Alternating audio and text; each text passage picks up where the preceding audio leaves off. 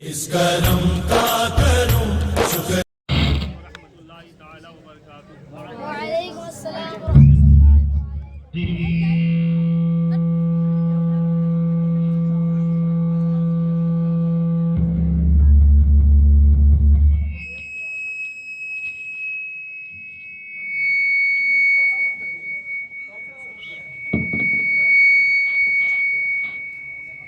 बिस्मिल्लाहिर्रहमानिर्रहीम।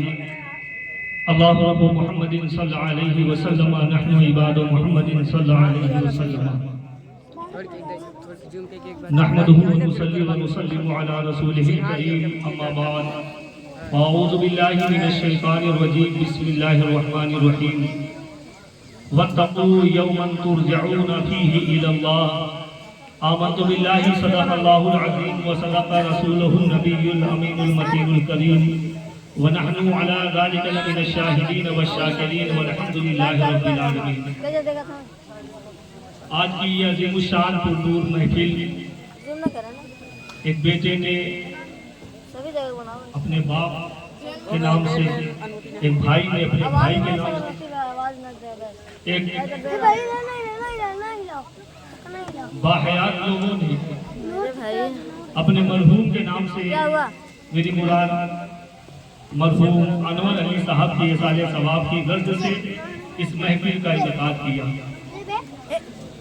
अल्लाह रब्बुल इज्जत की बारगाह में दुआ है परवरदिगार आलम इस बाबरकत महफिल के सदक़े में तुलबाए किराम के कदमों की बरकतों के सदक़े में खैर में हुफ़ाज़े किराम के कदमों की बरकत से मरहूम के गुनाहों की मग़फ़िरत फरमाए, उनके कब्र में रहमत व अनवार की बारिशें नाज़िल फरमाए, उनके दर्जात में बुलंदी आता फरमाए।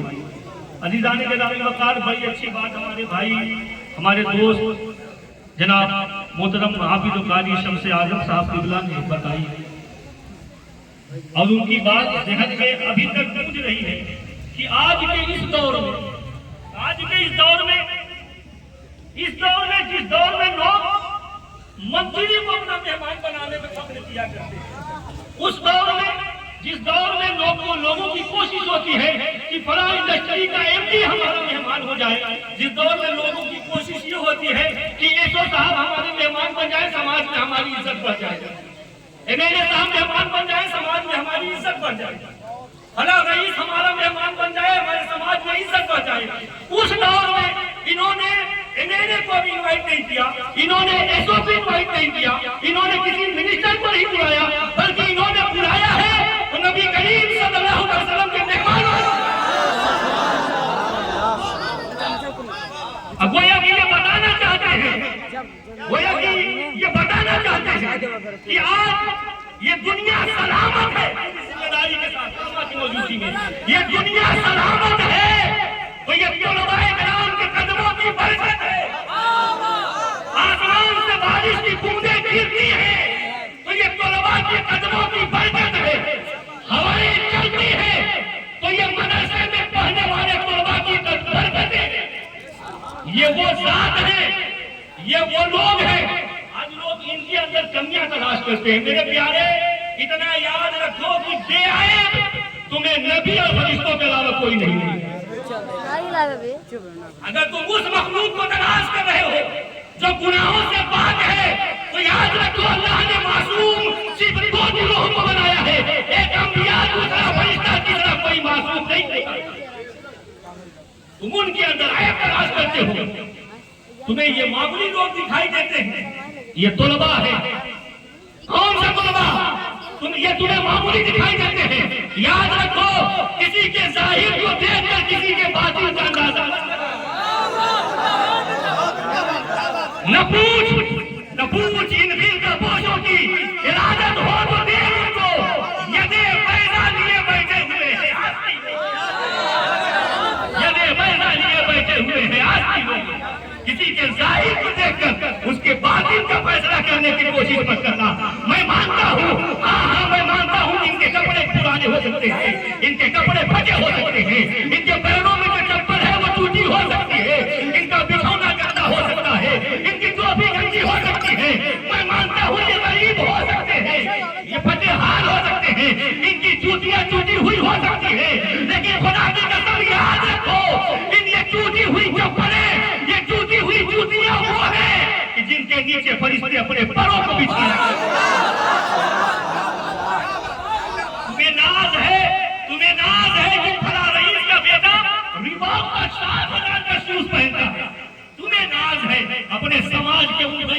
इंसानों के ऊपर कि उनके बेटे रशीद का जूता पहनते हैं, नाइक का जूता पहनते हैं, तो तुम्हें नाज हुआ करता है। बहनों तो याद रखो, वो रईस राजे होंगे जिनके कदमों के नीचे रशीद होता है, जिनके कदमों के नीचे नाइक होता है, एडिडास होता है। ये वो मखलूक है, ये वो जमात है जिनके कदमों के नीचे अल्लाह के फरिश्ते अपने परों को बिछाते हैं। ये वो जमात है, ये वो जमात है, ये वो जमात है कि अल्लाह के रसूल सल्लल्लाहु अलैहि वसल्लम की हदीस है। मेरे नबी फरमाते हैं जब तालिब इल्म जमीन पर चलता है तो जमीन पे पड़ने वाले कंकर और पत्थर उसके लिए दुआएं मग़फ़िरत है। कंकर और पत्थर और सिर्फ इतने में बस नहीं, मेरे नबी फरमाते हैं ये नदियां, ये नहरें, ये इनके अंदर जो मछलियां हुआ करती हैं वो तालिब इल्मों के लिए दुआएं मग़फ़िरत किया करती हैं। इन्होंने ये नाज करके अपनी किस्मत पर इन्होंने किसे अपना मेहमान बनाया है। मेरे नबी की हदीस है, मेरे पैगंबर फरमाते हैं कि तालिब इल्म जिस कब्रिस्तान से गुजर जाए, उलमा मौजूद है, मेरे नबी फरमाते हैं तालिब इल्म जिस कब्रिस्तान से गुजर जाए उसके कदमों की बरकत से अल्लाह रब्बुल इज्जत कब्र से 40 दिन के लिए अजाब उठा लिया करता है। ये वो तलबाए किराम हैं मेरे प्यारे, कभी इनके ऐबों को तलाश करने की कोशिश न करना, इनसे दुआ कराओ। इसलिए कि जब ये दुआ करते हैं तो मेरे नबी पर ये कई कैफियत होती है। एक तो ये मुसाफिर है, मेरे नबी की जो हदीस है कि 3 लोगों की दुआ अल्लाह फौरन कबूल करता है, उनमें से एक मुसाफिर भी है। तो पहली चीज ये मुसाफिर है, दूसरी चीज ये इनमें दीन हासिल कर रहे हैं, और तीसरी चीज ये रसूल अल्लाह के मेहमान है, ये रसूल अल्लाह के मेहमान है। आज हमारा हम माहौल में अपनी जिंदगी गुजार रहे हैं, आज हमारी सोच, हमारी विचारधारा इतनी बदल चुकी है। आज किसी रईस के साथ में बैठकर खाने पे हम फख्र करते हैं कि चलो फला के साथ सेल्फी ले लिया जाए, ये तो विधायक जी के साथ स्टेटस को मजबूत कर रहे हैं, विधायक जी के साथ सेल्फी, सांसद जी के साथ सेल्फी, ये हमारे नई ऐसे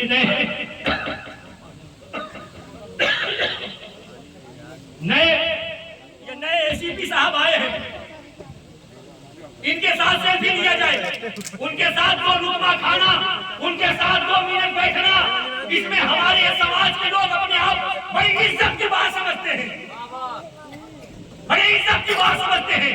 और न जाने कितने ऐसे लोग होते हैं कि बड़े बड़े सुपरस्टारों के साथ, बड़े बड़े फेमस लोगों के साथ बैठकर सिर्फ 2 लुकमे खाने के लिए वो लाखों रुपए खर्च कर दिया करते हैं। बदले में सिर्फ क्या लाखों रुपए चले गए, बदले में सिर्फ इतना करे, फला तो देखो एसीपी के साथ में बैठ के खाना खाया, फला तो देखो एमपी साहब के साथ में बैठ के खाना खाया, मिनिस्टर के साथ में खाना खाया। आज हमने हम ये पूरी जो है विचारधारा बना चुके, अपनी सोच बना चुके हैं कि फला स्टेटस मजबूत हो जाएगा। मेरे प्यारे याद रखो, तुम उनके चक्कर में अपना स्टेटस बना रहे हो कि तुम्हारा स्टेटस बन नहीं रहा है, बल्कि तुम्हारा स्टेटस डाउन हो रहा है। मैं इनकी सोच में लागू, इनकी सोच को लाखों सलाम पेश करता हूँ कि जिन्होंने इतना बेहतरीन कदम उठाया। मैं इनकी सोच को खिराज अकीदत पेश करता हूँ कि जिन्होंने अपने मेहमानों को इतना याद नहीं किया, बल्कि इन्होंने रसूल अल्लाह के मेहमान को अपना बनाया, रसूल अल्लाह के मेहमान को।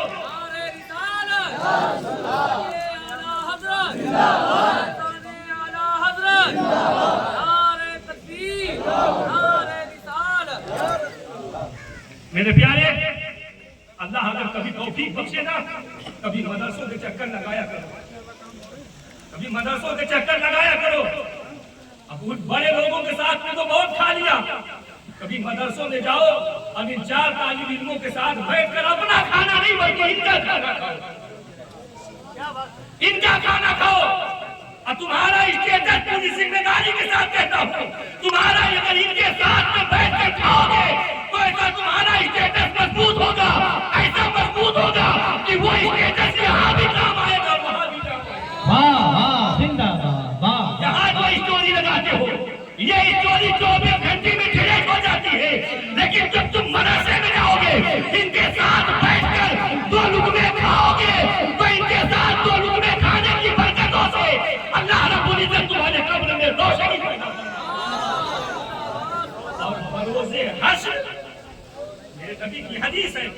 फरमाते हैं जब जन्नतियों का फैसला हो जाएगा दोज़खियों का फैसला हो जाएगा। जन्नती जन्नत की तरफ जा रहे होंगे, दोज़खी दोज़ख की तरफ जा रहे होंगे। तो कुछ गुनहगारों को कुछ नेक लोग दिखाई देंगे, गुनहगारों को नेक लोग दिखाई देंगे, तो वो गुनहगार दौड़कर उन नेकों के पास जाएंगे। अब जो है ना, आप इस्लाम की बातें बता रहा हूँ, इनको मत देखें, ये हमेशा सुनते रहते हैं। इन्होंने उबैदुल्लाह को भी सुन लिया, हाशिमी को भी सुन लिया, कायदे मिल्लत को भी सुन लिया, सबको सुन लिया है। इनको न देखे आप, ये 24 घंटा सुनते ही रहते हैं। मैं ये जो तकरीर बोल रहा हूँ, जो आवाम है उनको खास, बाकी इनके लिए तो है। मेरे पैगंबर फरमाते हैं जन्नतियों जन्नतियों का फैसला हो चुका, जन्नती जन्नत की तरफ, दोज़खी दोज़ख की तरफ।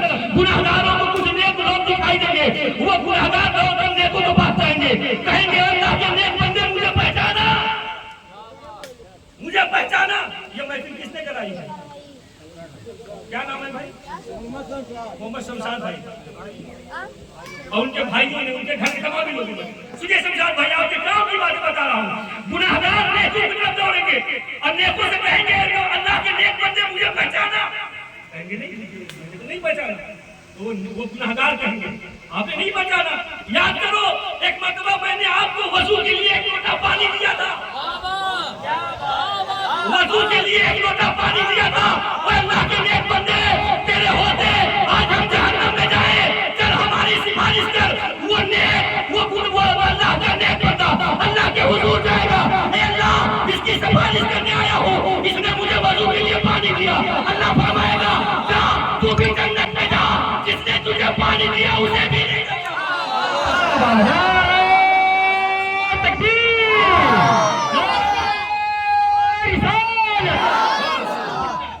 तू भी जन्नत में जा। अब सवाल यहाँ पे ये उठता है, एक बंदा ने एक लोटा पानी दिया, शमशाद भाई एक लोटा पानी दिया, अब वो सिफारिश के लिए कहेगा तो अल्लाह कहेगा कि जा उसे भी ले जा। अगर शमशाद भाई ने तो एक लोटा पानी नहीं बल्कि मदरसा की तालिब इल्मों को पेट भर खाने का इंतजाम किया, रसगुल्ला भी खिलाया, पकौड़ा भी खिलाया, इतना खर्च करके इन्हें खिलाया, वो लोगों जरा बताओ जो एक लोटा पानी दे अल्लाह उसे उसकी मग़फ़िरत फरमाए, तो जो इन तालिब इल्मों के पेट भर खिलाने का इंतजाम करे। कल मैदान महशर में इन्होंने अपने रिश्तेदारों के ऊपर कितना खर्च किया, अपने गांव वालों के ऊपर कितना खर्च किया, अपने मोहल्ले वालों के ऊपर कितना खर्च किया। मैं उसकी तो जमानत नहीं लेता, लेकिन हाँ इसकी जमानत लेता हूँ कि कल बरोज़े हश्र अगर ये इन्हें दिख जाए, इनमें से किसी का भी हाथ पकड़ लेंगे और तालिबे इल्म जानकर मैंने अपने बाप के चेहरे में तुझे खाना खिलाया था, मैंने तुझे पानी पिलाया था, आज मैं जहन्नम में जा रहा हूँ, या तू मेरी सिफारिश नहीं करेगा, खुदा की कसम जरूर ये आपकी सिफारिश। मेरे प्यारे, मरना सब तो है, मरना सब तो है, मौत से कौन बचेगा? अगर मौत से कोई बच सकता तो वो आमिना का लाल, लेकिन जब आमिना के लाल को मौत आई तो फिर कौन है उसके बढ़कर, तो फिर उससे बढ़कर कौन? हमारे शमशाद भाई आपके वालिद का इंतकाल हुआ, अल्लाह रब्बुल इज्जत उनकी बेहिसाब मग़फ़िरत फरमाई, उस जगह को कोई पूर्ण नहीं कर सकता। लेकिन एक बेहतरीन औलाद की ये निशानी है।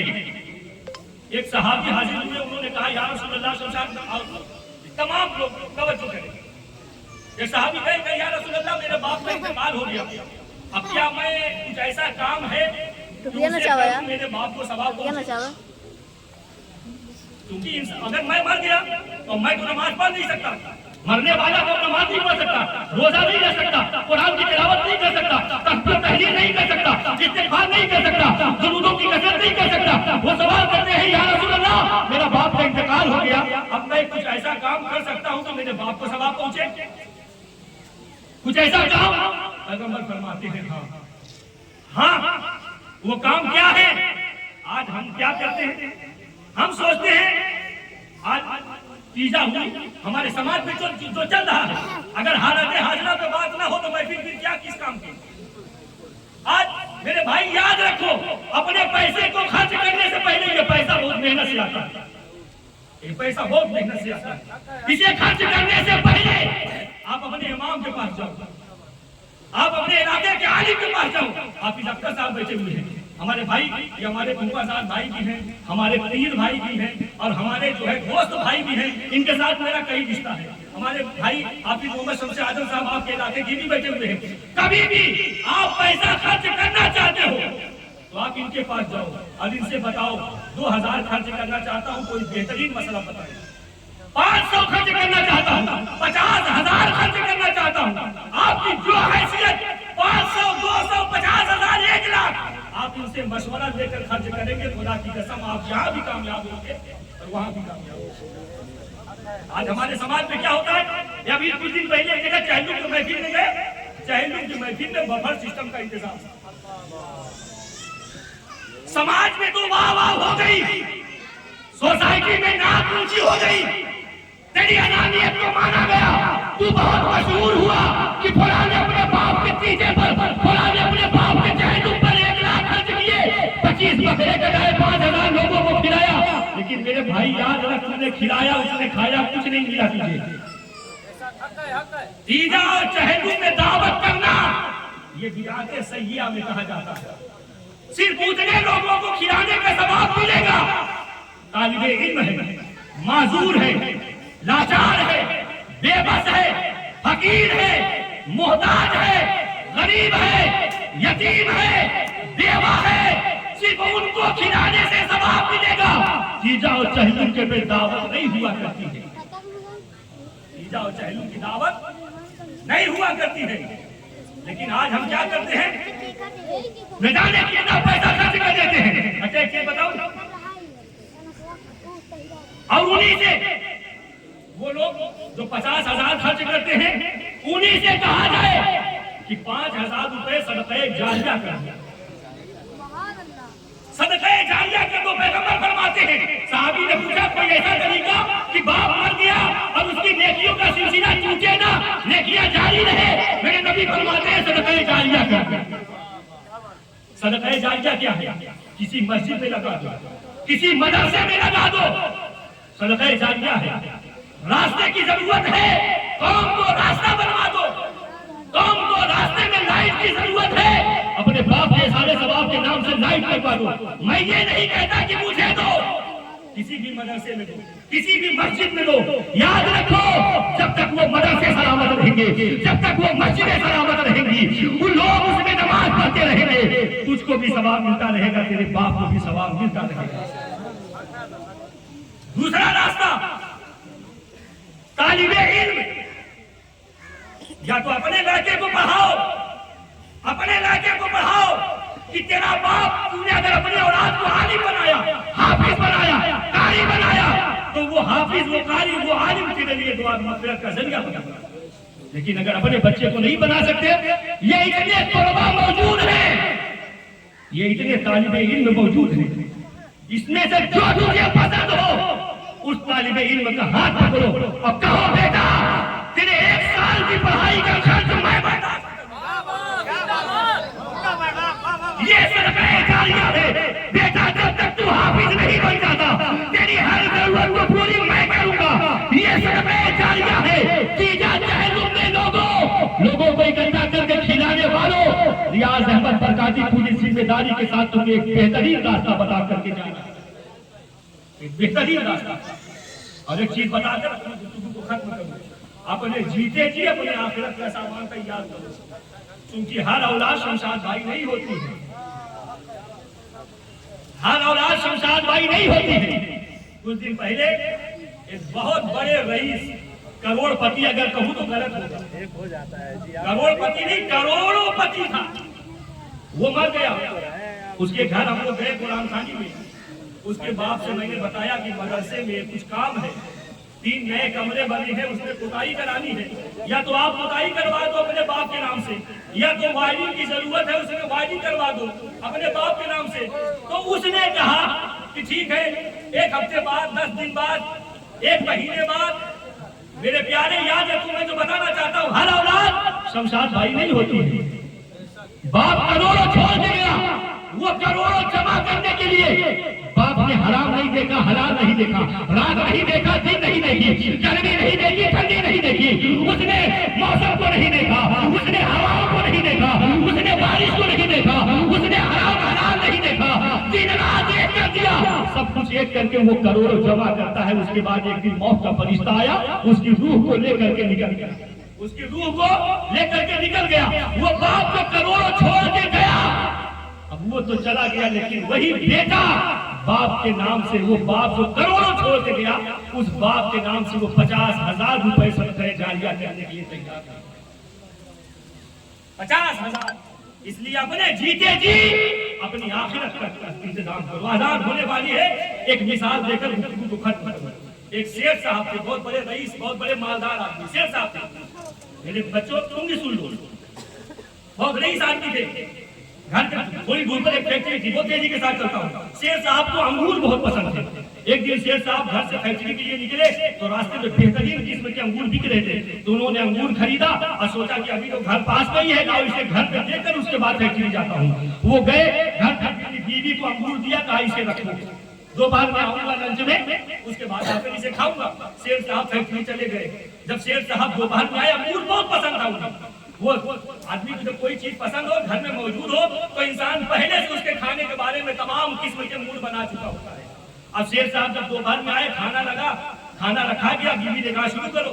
शेर साहब ने कहा अंगूर, तो बीवी ने कहा अंगूर तो सबने खा लिया, अंगूर तो सबने खा लिया। शेर साहब चुपचाप उठे, खाना नहीं खाया, चुपचाप उठे, अपने बेडरूम में गए, अपनी सेल्फ मतलब अपने लॉकर का, अपनी तिजोरी का दरवाजा खोला, चेकबुक निकाली, कुछ कैश निकाले, कुछ कागजात निकाले, गाड़ी की चाबी उठाई, निकल गए। रात देर गए, रात वापस आए। अब यहाँ घर में सब परेशान, कहाँ चले गए? जब आए देर रात को तो बीवी ने पूछा कहाँ चले गए थे आप? तो शेर साहब कहते हैं अपने जीते जी अपनी आखिरत का इंतजाम कर, अपनी आखिरत का इंतजाम करने दिया। कहा मतलब ये कि जो औलाद अपने बाप के लिए अंगूर में हिस्सा न लगा सके, मेरी छूटी हुई दौलत, जो दौलत मैं छोड़ के जाऊंगा, उसमें कोई जिम्मेदारी नहीं कि मेरे लिए हिस्सा लगाए। कहा फिर आपने क्या किया? कहा मैं यहाँ से गया, मैं जाकर के मैंने पहले ब्रोकर से मिला, एक जमीन खरीदी, फिर मैं इंजीनियर के पास गया, नक्शा बनवाया, फिर मैं ठेकेदार के पास गया, ठेका दिया, और मैं अपने जीते जी एक मस्जिद का इंतजाम करने के लिए गया। जमीन खरीदी, नक्शा बनवाया, इंजीनियर को फुल पेमेंट कर दिया कि मस्जिद तामीर करो, इसलिए कि जो औलाद मुझे अंगूर न खिला सके, वो औलाद मेरे लिए आखिरत का इंतजाम क्या करेगा? जीते जी अपनी आखिरत का इंतजाम करें। अल्लाह रब्बुल इज्जत की बारगाह में दुआ है, परवरदिगार आलम इस मुबारक महफिल के सदके और दुफैल में हम सब के वालिदैन की गुनाहों की मग़फ़िरत फरमाए, हम सब के जिनके वालिदैन बाहयात हैं उनकी खिदमत करने की तौफीक और नसीब अता फरमाए। अस्तग़फिरुल्लाह रब्बी मिन कुल्लि ज़ंबिन व अतूबु इलैह। ला इलाहा इल्लल्लाह मुहम्मदुर रसूलुल्लाह सल्लल्लाहु अलैहि वसल्लम।